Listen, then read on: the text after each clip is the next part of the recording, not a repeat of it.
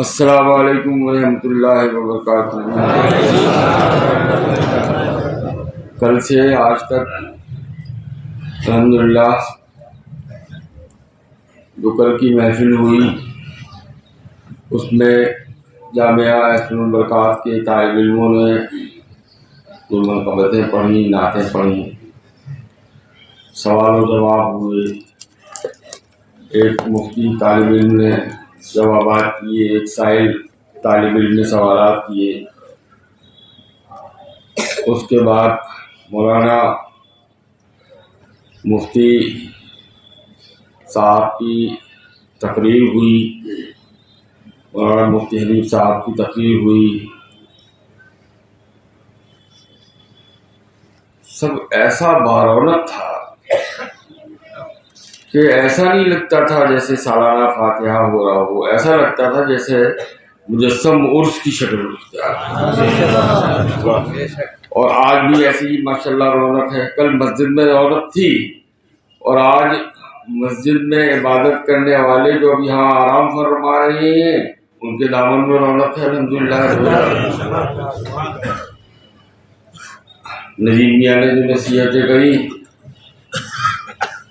ان کو بھی اپنے ذہن میں رکھو۔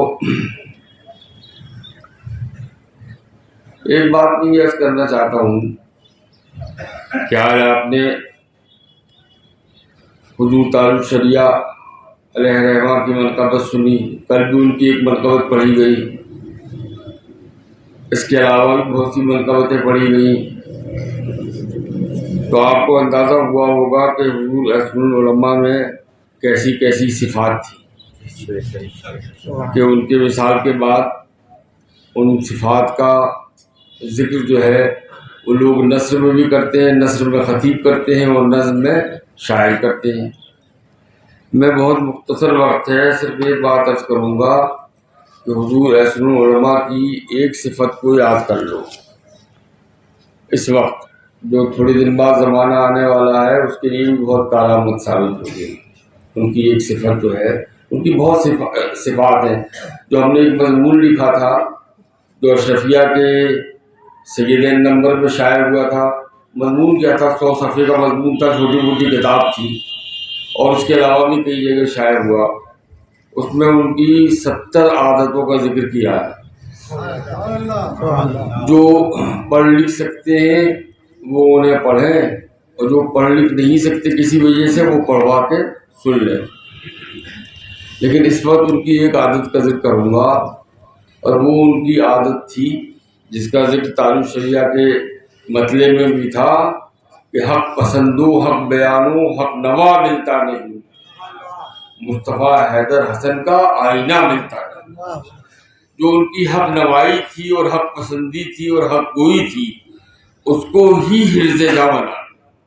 یہ نہیں کہ اس کو دیکھا تو اس کی کہنے لگے اور اس کو دیکھا تو اس کی کہنے لگے، یہاں بیٹھے تو یہ بولے، وہاں بیٹھے تو وہ بولے۔ وہ بولتے تھے جو حق ان سے بلواتا تھا اور جو حق ہوتا تھا۔ اور اس کی مثالیں بیان کرنے پہ آ جاؤں تو شام ہو جائے اس پر، لیکن اور وہ مثالیں میں نے لکھی بھی ہے کتاب میں، اس کو پڑھ لیجئے گا۔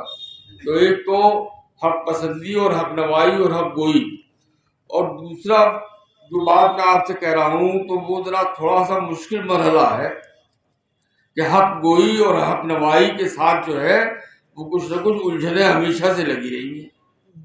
جب حضرت امام حسین نے حق گوئی اور حق نوائی کا پرچم بلند کیا تو یزید آ گیا تلوار لے کر، اور پوری اسلامی ہسٹری جو ہے وہ اس سے بھری پڑی ہے کہ حق گوئی اور حق نوائی کا مقابلہ کرنے کے لیے کیسی کیسی تاغوتی اور شیطانی فکریں سامنے آ جاتی ہیں۔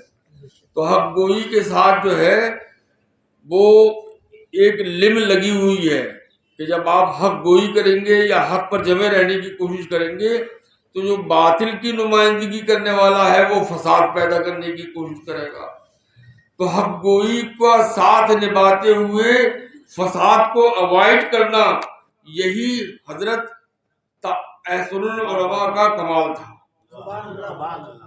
وہ حق گوئی بھی کرتے تھے اور فساد کو بھی ٹالتے تھے، کیونکہ وہ فساد کو بھی اتنا ہی برا سمجھتے تھے جتنا باطل کو برا سمجھتے تھے۔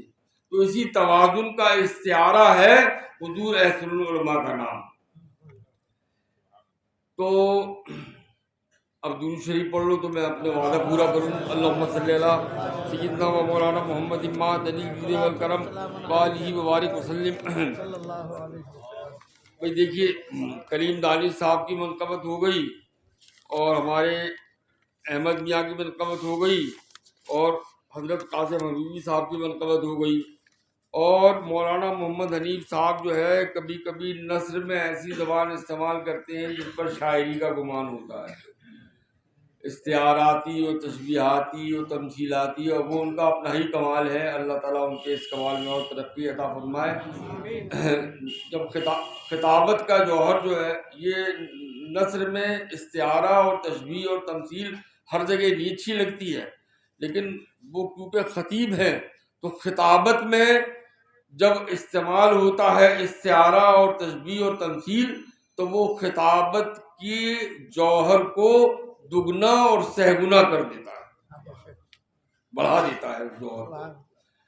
تو ایسی عمدہ منقبتیں ہو گئیں. تو ہم تو بیٹھے ہوئے سوچ رہے تھے کہ ہم کیا سنائیں گے آپ لوگوں کو. ہمارے پاس تو ایسا نہ متن ہے نہ ایسے نہ اسلوب ہے، لیکن بہرحال جو کچھ لکھا ہے وہ آپ کی خدمت میں پیش کر رہے ہیں. ایک منقبت ہے جو اتنے برس پہلے کی ہے کہ آپ میں سے بہت سے لوگ یہاں نہیں ہوں گے، خاص طور سے طالب علموں کی بات کر رہا ہوں. اور وہ منقبت جب لکھی تھی اور پڑھی تھی تو جیسی لکھی تھی ویسی ہی آج تک رکھی ہے، نہ اس کو صاف کیا نہ یہ دیکھا کہ اس میں کہیں کوئی کمی بیشی وزن اوزان کی ہے کہ نہیں. لیکن اس کے 2-3 شعر پڑھ دیتا ہوں، پھر اس کے بعد میں آپ کو وہ مثنوی سناؤں گا. عرض کرتا ہوں کہ آج پڑھ لو محبت کی ساری کتابیں کہ میرے حسن آج تشریف لانے کو ہیں. آج پڑھ لو محبت کی ساری کتابیں کہ میرے حسن آج تشریف لانے کو ہیں، اور کھینچ لو خیمہ درد کی سبت نامے کہ میرے حسن آج تشریف لانے کو ہیں. کھینچ لو خیمہ درد کی سبت نامے کہ میرے حسن آج تشریف لانے کو ہیں. اور عشق کی چاندنی پر یہاں آج لطف و محبت کی مسند رکھی جائے گی دیکھنا. عشق کی چاندنی پر یہاں آج لطف و محبت کی مسند رکھی جائے گی دیکھنا. عشق کی چاندنی پر یہاں آج لطف و محبت کی مسند رکھی جائے گی دیکھنا. اشقیا سے کہو اپنے خیمے بڑھائیں کہ میرے حسن آج تشریف لانے کو ہیں. اشقیا سے کہو اپنے خیمے بڑھائیں کہ میرے حسن آج تشریف لانے کو ہیں.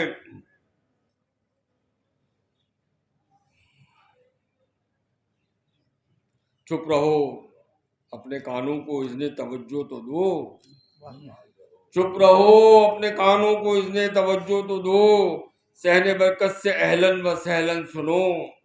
چپ رہو اپنے کانوں کو اذن توجہ تو دو. صحن برکت سے اہلن و سہلن سنو. قبر اچھے میاں سے سنو یہ صدائیں کہ میرے حسن آج تشریف لانے کو ہیں. قبر اچھے میاں سے سنو آج یہ صدائیں کہ میرے حسن آج تشریف لانے کو ہیں. مستغیثوں کو جا کر خبر کیجئے. مستغیث کون ہوتا ہے؟ جو استغاثہ پیش کرتا ہے. استغاثہ کون پیش کرتا ہے؟ جو اپنا مقدمہ پیش کرتا ہے. آسان زبان میں استعمال سمجھانے کی کوشش کر رہا ہوں کیونکہ کچھ بچے بھی یہاں موجود ہیں اور کچھ ہمارے دوست بھی موجود ہیں جو یہ مشکل الفاظ شاید نہ سمجھ پاتے ہوں. کہ مستغیثوں کو جا کر خبر کیجئے استغاثے جو ہیں التوا میں ابھی پیش ہوں. مستغیثوں کو جا کر خبر کیجئے استغاثے جو ہیں التوا میں ابھی پیش ہوں. بے جھجک لائیں اور فیصلے بھی کرائیں کہ میرے حسن آج تشریف لانے کو ہیں. بے جھجک لائیں اور فیصلے بھی کرائیں کہ میرے حسن آج تشریف لانے کو ہیں. اور شیر کو ایک تماچے سے جو مار دیتے تھے سادات زیدی انہی کی تو اولاد ہیں. حضرت عیسیٰ موتم اشبال جو ان کا لقب ہے موتم اشبال. اشبال کہتے ہیں شیر کے بچوں کو، موتم کہتے ہیں یتیم کرنے والوں کو. تو شیر کے بچوں کو کون یتیم کرتا ہے؟ جو شیر کو مار دیتا ہے. یہ اس لیے لقب تھا ان کا کہ شیر کو ایک تماچے سے جو مار دیتے تھے سادات زیدی انہی کی تو اولاد ہیں. لومڑی بھیڑیے خیر اپنی منائیں کہ میرے حسن آج تشریف لانے کو ہیں۔ لومڑی بھیڑیے خیر اپنی منائیں کہ میرے حسن آج تشریف لانے کو ہیں۔